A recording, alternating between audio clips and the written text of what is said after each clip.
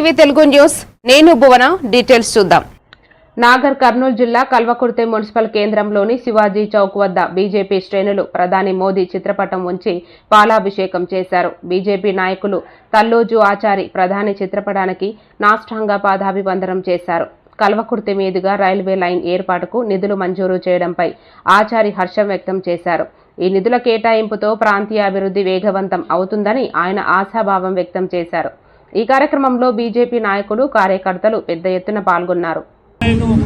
మంజూరు చేయడం, అదేవిధంగా ₹10 పెట్రోల్ డీజిల్ మీద సెస్ ధర తగ్గించడం లేకపోవడం, అనేక మంది కేంద్ర స్థాయిలో పెద్ద పెద్ద నాయకులుగా మన ప్రాంతానికి ఏనాడు కూడా రైల్వే లైను మంజూరు కాలేదు.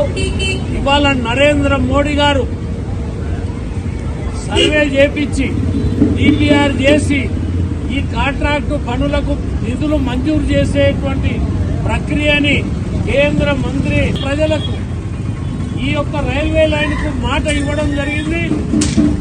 మేము ఓడిపోయినా కూడా మన బీజేపీ కేంద్ర ప్రభుత్వం ఈ రైల్వే లైన్ మంజూరు చేయడం, కల్వకుర్తిలో 5 మందిని మున్సిపల్ కౌన్సిలర్లుగా కల్వకుర్తి పట్టణ ప్రజలు గెలిపించినందుకు ఈ యొక్క నరేంద్ర మోడీ గారు ఈ పథకాన్ని మంజూరు చేసినందుకు నేను కల్వకుర్తి